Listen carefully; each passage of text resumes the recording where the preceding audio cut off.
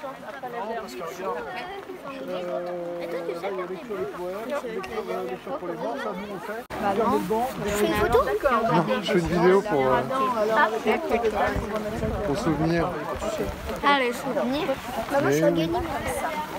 Photo souvenir. Déjà, je vois. Vidéo souvenir sur YouTube.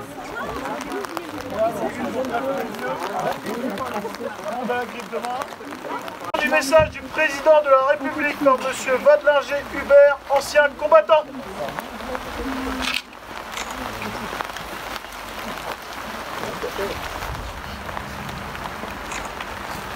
Message du président de la République à l'occasion du centenaire de l'armistice de 1918, 11 novembre 2018. Un siècle que l'armistice du 11 novembre 1918 est venu mettre un terme au combat fratricide de la Première Guerre mondiale. À cet affrontement interminable, nation, peuple contre peuple, avec ses tranchées pleines de boue, de sang et de larmes, ces orages de feu et d'acier qui grandissent par tous les temps et déchiraient les ciels les plus calmes. Ces champs de bataille éventrés et la mort omniprésente. Le 11 novembre 1918, un grand soupir de soulagement traverse la France.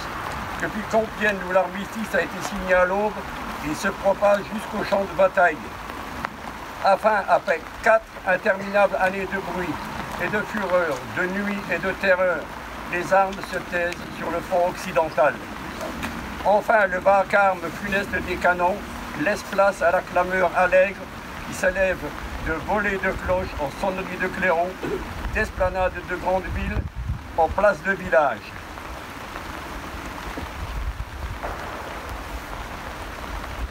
Partout, on célèbre alors avec fierté la victoire de la France et de ses alliés. Nos poilus ne sont pas battus pour rien. Ils ne sont pas morts en vain. La patrie est sauvée, la paix enfin va revenir. Mais partout aussi, on constate le gâchis, qu'on éprouve d'autant plus le deuil. Là, un fils pleure son père, ici un père pleure son fils. Là comme ailleurs, une veuve pleure son mari. Et partout on voit défiler des cortèges de mutilés et de gueules cassées.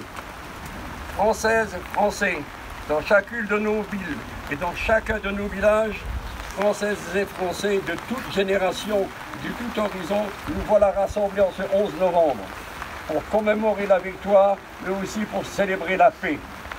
Nous sommes réunis dans nos communes, devant nos monuments aux morts, pour rendre hommage et dire reconnaissance à tous ceux qui ont défendu hier, mais aussi à ceux qui défendent aujourd'hui jusqu'au sacrifice de leur vie. Nous nous souvenons de nos poilus morts pour la France, de nos civils dont beaucoup ont perdu la vie, de nos soldats marqués à jamais dans leur chair et dans leur esprit, de nos villages détruits,